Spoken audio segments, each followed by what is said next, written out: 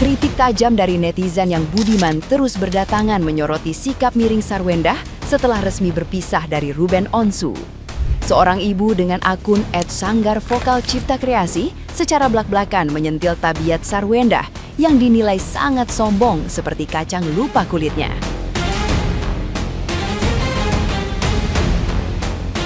Mantan istri Ruben tersebut dikecam karena dianggap tega melupakan seluruh kebaikan dan jasa besar mantan suaminya yang telah puluhan tahun berkorban demi mengangkat derajat hidupnya.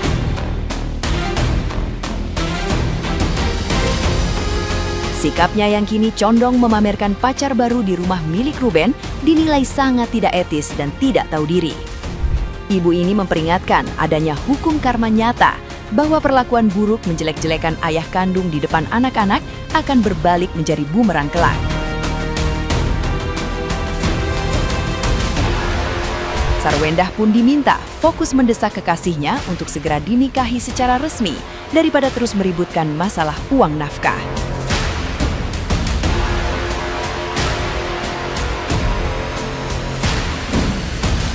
Loh, kok mature kados niku? Kamu orang cantik, ya. Tapi sikapmu, watakmu itu bikin kita nggak simpati. Saya paling nggak suka sama manusia-manusia tipe model kacang lupa kulitnya. Saya paling nggak suka, ya.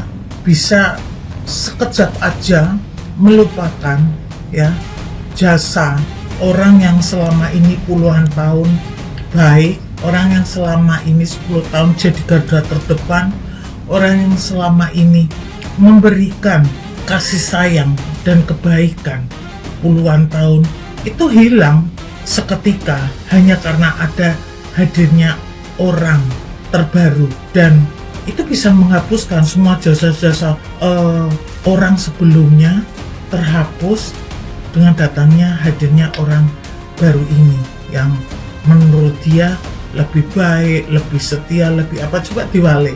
Itu kalau orang yang terbaru ini saat bertemu sama kamu masih seperti zaman, masih ikut apa itu cari bel, terus rumahnya juga masih zaman papamu waktu disumbang mobil sama Ruben Onsu, mau nih CEO-nya datang, mau ke situ, ya. Kamu bisa berlaku seperti itu, kacang lupa kulitnya, oke. Itu nanti yang membalas bukan Ruben, bukan, tapi percaya omongan saya, nanti yang membalas adalah anak-anak kandungmu sendiri. Percaya omongan saya, ya. Karena anak kandungmu itu masih kecil, dia belum bisa lari dari rumah, minggat koma, belum bisa chat rahasia sama papanya, belum bisa kirim email sendiri ke papanya, kan belum bisa. HP semua masih diawasi sama kamu. Tapi segala perlakuan kamu, ya, menjelek-jelekan mantan suamimu di depan anak-anakmu sendiri seperti apa yang diucapkan oleh Betran Vito, itu akan kerekam di sini. Kok mama seperti itu ya sama papa ya? Padahal papa baik loh. Selama ini papa baik loh menurut anak kamu. Karena kesalahan-kesalahan Ruben itu saya percaya di depan anak-anakmu yang masih kecil tidak ada di pikiran sini. Paling nanti kalau tambah besar, paling kamu nanti intervensi. Tahu nggak deh papa itu ya? Tahu nggak deh papa itu ya? Tahu nggak deh? Paling seperti itu. Besok kacang lupa kulitnya akan berlaku untuk anakmu sendiri, yang membalas anak kandungmu sendiri. Lihat omongan saya. Dan kalau saya itu CEO, CEO-nya, ya. Kalau saya jadi laki-laki pacar terbarunya ini, Sarwendah, kalau saya punya harga diri loh. Misalnya gini, dia kenal sama Ruben, sekarang jadi jandanya, apapun alasannya, ya nggak tiap hari datang ke rumahnya Sarwendah lah. Terus misalnya sampai bantu live di rumah itu gitu, harusnya bikin lahan sendiri, kan CEO, kantornya pasti banyak, coba dong cari ruang lain di kantornya dia. Di situ masa CEO menawarkan dagangan orang lain, terus dagangannya dia sendiri mana, jualan apa sih, punya produk apa sih gitu. Oh iya kober gitu loh, ada CEO yang ikut live gitu loh. Kok kober, katanya punya perusahaan, harusnya kan repot gitu loh. sibuk gitu. Saya punya harga diri, moro nang omai pacare seorang janda, dan setiap hari di situ, padahal itu rumah masih miliknya mantan suaminya begitu ya. Jadi itu untuk Mbak Sarwenda sama Bibi Surinya itu, pembantunya yang dilihat mulutnya cerwatan kayak gitu, bolehlah menjelekkan Mas Ruben, sah-sah aja, asal bukan di situ, jangan di rumahnya Mas Ruben ya. Wong manggon di situ, tidur di situ, itu rumahnya Ruben, kok bisa gitu? Kecuali punya lahan sendiri, bangun sendiri, sakarepe mau gibah mau apa, yang digibahin rumahnya masih ditempatin, itu harga dirinya gimana ya? Kalau saran saya untuk Mas Ruben ya bener, wes sita wes sita dah, disita bank, selesai, Brian Rano sing nempati, atau dijual, hutangnya ditutup, andekan gede, sisanya bukan untuk Sarwenda sama Ruben disimpan ya, untuk biaya pendidikan anaknya kelak kalau udah dewasa. Dan untuk Mbak Sarwenda fokus saja. Loh, katanya 200, gue nggak butuh gitu, nggak butuh ya, tapi berisik begitu di stop, berarti butuh dong. Kalau nggak butuh kan nggak berisik ya, bener lah. Daripada fokus marah-marah karena nggak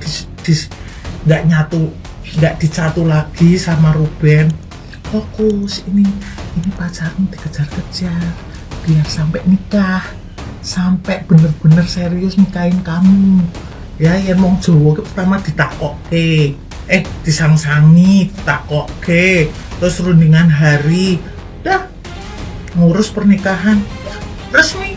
Coba itu Mas CEO-nya dibilang, Mas CEO mau nggak nikah resmi sama Acu, itu aja, fokus biar sampai dinikah. Wasus dibelani temen-temen, sudah percaya banget dia segalanya, tahu-tahu nggak nikahin, nanti kamu yang liram ya. Hati-hati, karma itu ada dan berlaku. Jadi kalau kamu sekarang kacang lupa kulitnya sama seseorang yang sudah berjasa mengangkat kamu dari lubang lumpur, dari yang kamu bukan siapa-siapa sampai menjadi siapa-siapa. Saya aja nggak kenal jenengan, kenalnya setelah gundal-gandel gandengan sama Ruben gitu.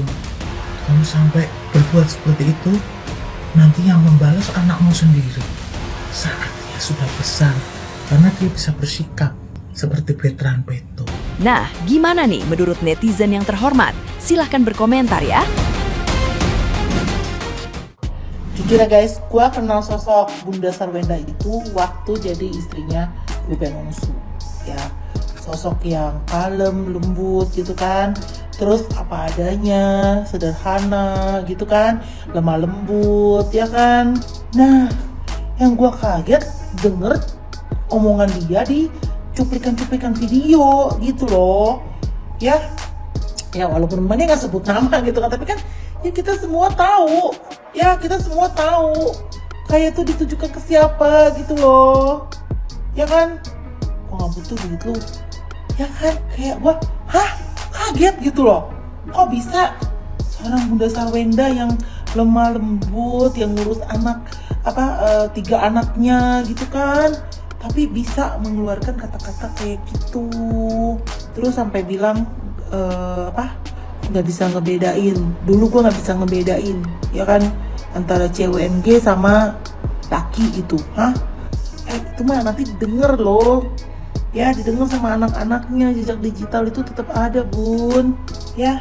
Gue dulu suka banget jujur ya, tapi sekarang setelah ya memang sih prahara rumah tangga kan nggak ada yang tahu ya, makanya gue juga nggak pernah mau mengkomentari urusan perceraian gitu loh. Tapi kali ini kayak gue kaget banget denger statement yang keluar dari mulutnya Bunda ya, agak shock banget.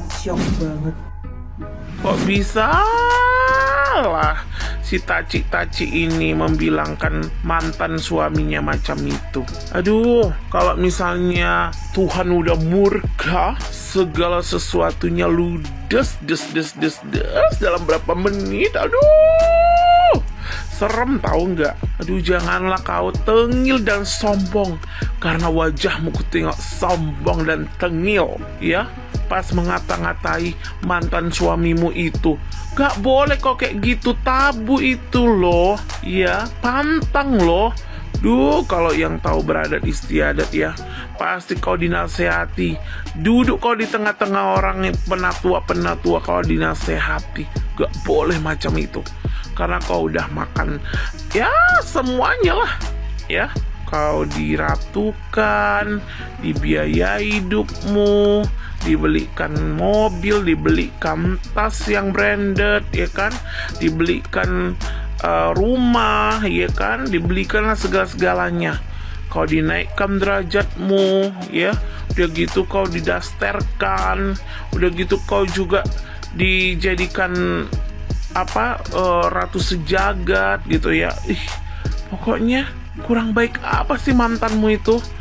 Ya ampun, terlalu baik dia, ya. Bagaimana menurut kalian, saudara-saudara, emak-emak seluruh Indonesia, Konoha? Kurang baik apa suaminya? Kayaknya 10.000 kebaikan suaminya pun gak ada dipikirkannya itu, ya kan? Ih, ngeri kali lah mama-mama. Aku kalau misalkan dapat dari suamiku gitu ya, 200 juta per bulan, kalau misalkan suamiku tidur terus lehernya sakit, kepalanya pusing, pasti yang tak omelin bantalnya dan langsung tak ganti bantalnya. Cuma sih aku nggak punya suami sih ya. Jadi ini kan ada artis yang lagi ribut, udah bercerai tapi masih ribut-ribut gitu loh, masih ribut-ribut. Ya sekali lagi karena artis menjadi konsumsi publik. Mungkin bisa dicontoh kayak siapa, Gading sama Gisela, itu adem-adem aja. Terus ada siapa, Natasha sama Desta juga adem-adem aja. Apalagi ada anak gitu, ngapain ribut-ribut aja. Ini malah manas-manasin, katanya 200 juta itu dia hanya beberapa jam live aja dapat 200 juta. Nah emang iya, kalau emang iya harusnya nggak usah disebutin. Oh, cuma beberapa jam aja dapat 200 juta dan nggak butuh duit dari mantan suaminya gitu. Justru biasanya orang yang ngomong nggak butuh itu sebenarnya butuh gitu loh. Emang yang namanya perpisahan itu pasti di awal-awal nggak enak gitu loh. Tapi ya kita harus move on dengan kehidupan kita. Apalagi ada anak yang harus kita jaga perasaannya. Bukan malah ngomong macem-macem, ada orang lain ikut campur. Apalagi kan nih si cewek udah punya pacar nih, pacarnya sering ikut live, bahkan katanya pacarnya itu CEO gitu. CEO di mana ya kalau boleh tahu? CEO mungkin di PT Freeport, kadang free, kadang repot. Udahlah, nggak perlu banyak ngomong. Ini juga kayaknya kemarin minta maaf ya, tapi kayaknya minta maaf itu bukan karena menyesal minta maaf sama mantan, tapi mungkin minta maaf karena takut di boykot gitu. Jadi menurut aku ya, berpisahlah yang elegan, pikirkan anak-anak, jangan banyak ngomong atau ya itulah menganggap dikasih uang 200 juta itu nggak butuh dikasih uang 200 juta gitu loh. Hari gini ya, in this ekonomi ya, duit 200 juta sebulan, aku aja yang cari duit sendiri aja setengah mati gitu loh. Ini ada mantan suami yang masih memberikan nafkah sebesar 200 juta, tapi malah si mantan istri ini ngomong macem-macem. Bukan terima kasih ya, 200 juta banyak banget hari gini ya. Malah ini ngomong macem-macem. Ya udahlah, menurut aku berpisahlah yang elegan gitu loh.